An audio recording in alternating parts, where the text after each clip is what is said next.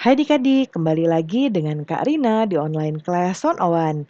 Kali ini kita akan belajar kelas 6, tema 4, subtema 3, globalisasi dan cinta tanah air.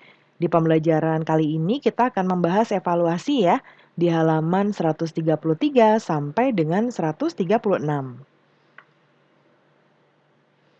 Adik-adik untuk melihat video lain bisa klik di kanan atas videonya. Nanti akan ada rekomendasi playlist dan juga video pembelajaran lain sesuai dengan judul ya. Nah, untuk yang lebih lengkap bisa klik di kolom deskripsi.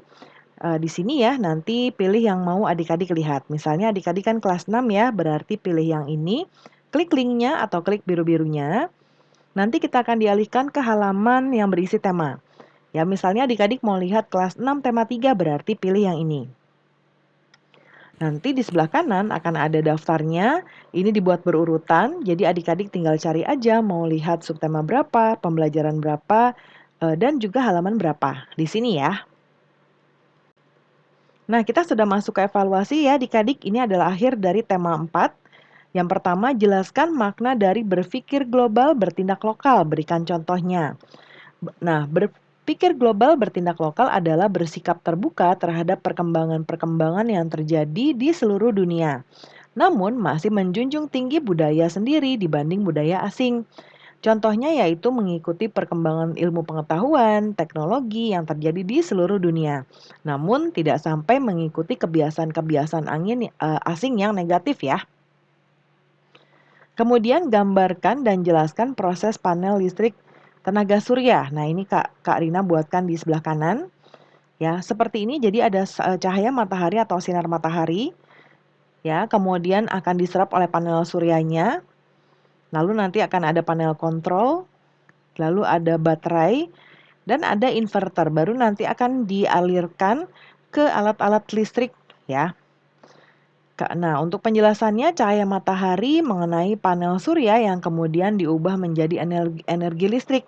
Lalu, listrik akan mengalir menuju controller untuk diatur ketegangannya.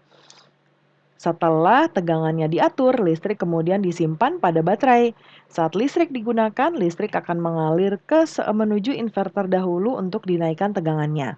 Akhirnya, listrik dapat digunakan untuk mengoperasikan peralatan elektronik. Kemudian nomor 3, apa yang kamu ketahui tentang pembangkit listrik tenaga surya atau PLTS? Tuliskan dalam bentuk teks eksplanasi sederhana, perhatikan penggunaan kosakata baku dan kalimat efektif. Nah, ini karena sudah buat di sebelah kanan, pembangkit listrik tenaga surya atau PLTS merupakan pembangkit yang mengubah energi panas dari sinar matahari menjadi energi listrik. Pembangkit jenis ini terdiri dari panel-panel yang disusun secara horizontal untuk menangkap cahaya matahari. Bahan-bahan dari panel-panel tersebut merupakan bahan yang termasuk semikonduktor atau silikon. Berdasarkan muatannya, silikon dibagi menjadi dua, yaitu tipe P dengan muatan positif dan tipe N dengan muatan negatif. Umumnya, setiap panel tersusun dari dua lapisan silikon tersebut. Kemudian dalam prosesnya, awalnya cahaya matahari ditangkap oleh panel-panel surya. Ketika panel-panel surya terkena panas dari cahaya matahari, lapisan tipe P akan terhubung dengan lapisan tipe N. Pada dasarnya, bahan semikonduktor dapat menghantarkan listrik ketika terkena panas. Karena hubungan tersebut membuat muatan negatif pada lapisan tipe N mengalir menuju muatan positif pada lapisan tipe P, sehingga membentuk medan listrik. Sebelum sampai di baterai, listrik akan mengalir menuju controller untuk diatur ketegangannya. Listrik yang tersimpan dalam baterai akan dinaikkan dahulu oleh inverter agar bisa digunakan untuk mengoperasikan peralatan elektronik. Kemudian, pembangkit listrik tenaga surya atau PLTS dapat dijadikan solusi untuk mengurangi dampak pemanasan global. Cahaya matahari yang dimanfaatkan PLTS merupakan energi yang ramah lingkungan karena tidak menimbulkan polusi dan juga tersedia tanpa batas. Kelebihan ini harus dimanfaatkan secara optimal, mengingat juga Indonesia merupakan negara tropis yang disinari matahari sepanjang hari. Yang keempat, mencintai produk dalam negeri adalah merupakan sikap cinta tanah air. Apakah kamu setuju dengan pernyataan tersebut? Jelaskan alasanmu. Tentunya setuju ya adik-adik, karena salah satu cita-cita bangsa Indonesia adalah memajukan kesejahteraan umum. Dengan mencintai dan membeli produk sendiri, maka kita meningkatkan ekonomi para pemilik usaha dalam negeri yang juga berdampak terhadap meningkatnya kesejahteraan mereka. Sehingga hal tersebut termasuk salah satu sikap cinta tanah air. Berikutnya kita akan menghitung luas ya untuk matematika. Nah, rusuknya adalah 6 cm ya adik-adik, Karina sudah buat di sebelah kanan. Nah, berarti luasnya, masih ingat adik-adik rumusnya? Nah, rumusnya adalah 6 kali R kali R. Ya, R-nya itu rusuknya. Nah, 6 dikali rusuknya tadi ini 6 ya. Jadi dikali 6 dikali 6. Nah, ini kita buat dalam kurung. Sama dengan 6 dikali 36. Ya, 6 kali 6, 36. Sama dengan 216 cm persegi. Kemudian volumenya juga dihitung ya adik-adik. Untuk volumenya, V sama dengan R pangkat 3. Sama dengan 6 pangkat 3 sama dengan 216 cm persegi.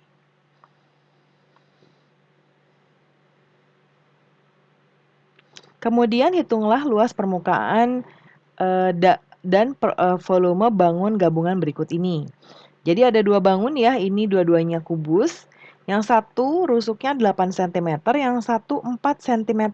Kita akan membuat langsung satu rumus ya. Di sini. L sama dengan, nah kita coba lihat untuk yang satu sisi ini tidak dihitung ya. Jadi kalau adik-adik ingat rumusnya itu adalah 6 ya, luas itu 6 kali R kali R. Nah, ini 6 karena semua sisinya 6.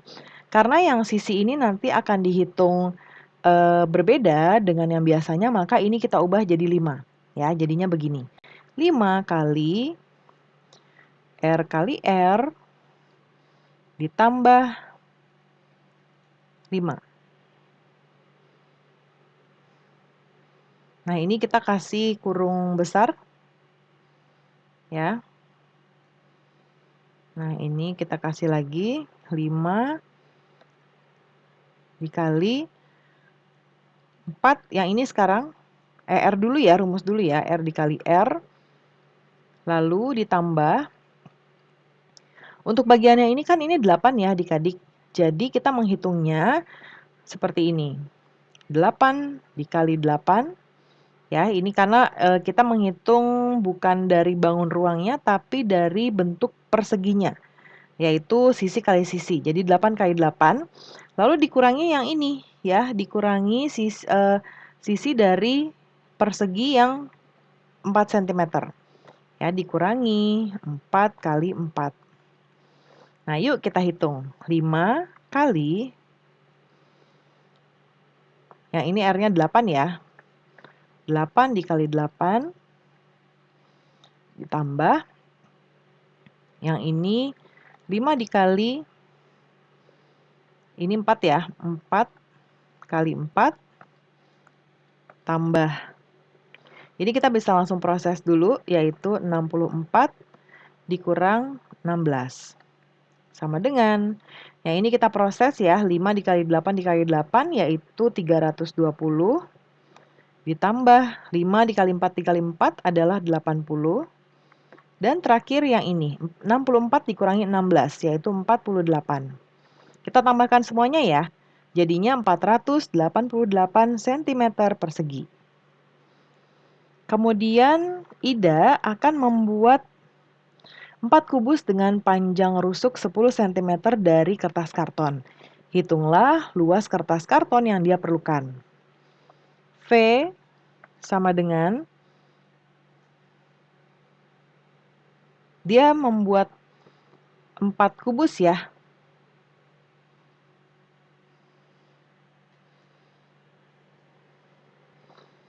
Nah, sebelumnya adik-adik ini kita belum menghitung volumenya ya.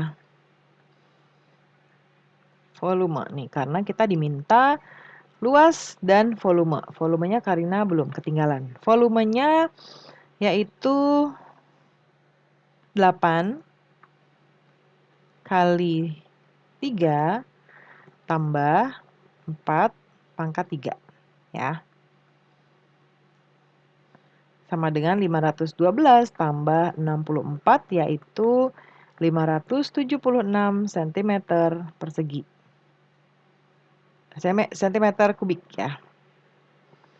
Nah, sekarang kita balik lagi ke sini. Tadi kita sudah tulis V, rumus V-nya yaitu